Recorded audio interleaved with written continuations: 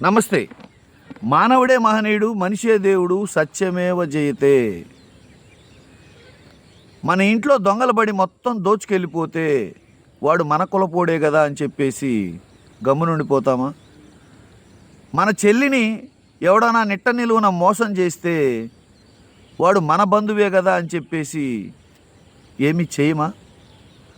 మన తల్లిని ఎవడన్నా అవమానిస్తే వాడు మన మతమోడే కదా అని చెప్పేసి ఏ చర్యలు తీసుకోమా?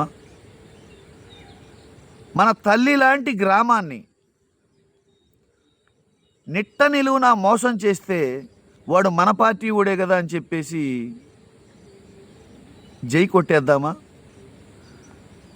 గ్రామానికి రోడ్డు వేపిస్తామని చెప్పి వచ్చిన గ్రాంట్తో సహా రోడ్డు కూడా వేపించకుండా మొత్తం లేపేస్తే మీరైతే ఏం చేస్తారు? గ్రామానికి స్కూల్ కట్టిస్తామని చెప్పేసి ఉన్న స్కూలుని పడేసి ఆ వచ్చిన గ్రాంట్ని స్కూల్ కూడా కట్టకుండా మొత్తం లేపేస్తే మీరేం చేస్తారు?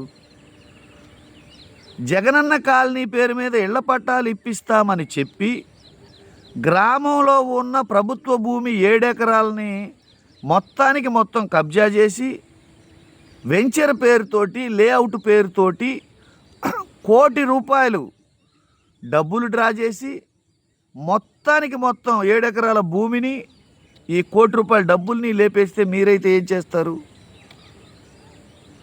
కన్వెన్షన్ హాల్ కట్టిస్తామని చెప్పేసి అందరి దగ్గర ₹4 కోట్ల డబ్బులు వసూలు చేసి లెక్కలే చెప్పకుండా దాతల పేర్లే వేయకుండా మొత్తానికి మొత్తం లేపేస్తే మీరైతే ఏం చేస్తారు?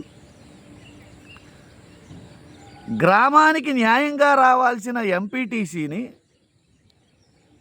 పొరుగు గ్రామస్తుడికి బేరం వేసి అమ్ముకుంటే మీరైతే ఏం చేస్తారు?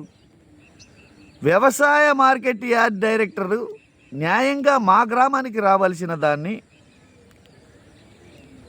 పట్టణ వ్యాపారస్తుడికి, బంగారపు కొట్టు వ్యాపారస్తుడికి అమ్ముకుంటే మీరైతే ఏం చేస్తారు? ఈ గ్రామంలో సమస్యలన్నిటినీ అసలు చెప్పేవి వాస్తవాలా కాదా పరిశీలించకుండా, వాటిని పరిష్కార దిశగా ఆలోచించకుండా ప్రశ్నిస్తే చంపేస్తాము, ప్రశ్నించే దాడి చేస్తాము అని బెదిరిస్తే మీరైతే ఏం చేస్తారు? వీటన్నిటికీ ఒక ఆలోచన చేసి ఈ ప్రశ్నలన్నీ వాస్తవాలా కాదా సమాధానం చెప్పాల్సిన బాధ్యత ఉందా లేదా? వీటిని గ్రామస్తులుగా నిలదీయడం తప్ప. ఒకవేళ గోపిరెడ్డి వేసే బిస్కెట్లకి కక్కుర్తిపడి మీరు మాట్లాడలేకపోవచ్చు. నేను చెప్తున్నా, ఎవరైనా సరే, ఏ పార్టీ అయినా సరే, ఏ రాజకీయ నాయకుడైనా సరే మా గ్రామానికి అన్యాయం చేస్తే, మరలా ఇలా దోచుకుపోవాలని కనుక చూస్తే నేను ప్రశ్నించేదే, తిరగబడేదే, ఎదురు తిరిగేదే.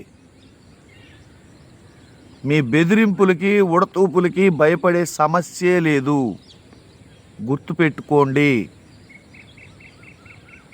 ఈ బెదిరింపులు మానుకొని ఇవన్నీ వాస్తవాలా కాదా అని కూర్చొని ఎవరైతే గోపిరెడ్డికి వత్తాసు పలికి అతని బిస్కెట్లు తినేవాళ్ళు ఎవరైతే, అతను పెట్టిన గడ్డి తినేవాళ్ళు ఎవరైతే ఉన్నారో కూర్చొని చర్చించుకొని వీటికి పరిష్కారం ఆలోచించండి. అంతేగాని మీ దౌర్జన్యాలకి, బెదిరింపులకి భయపడే ప్రశ్నే లేదు. గుర్తుపెట్టుకోండి.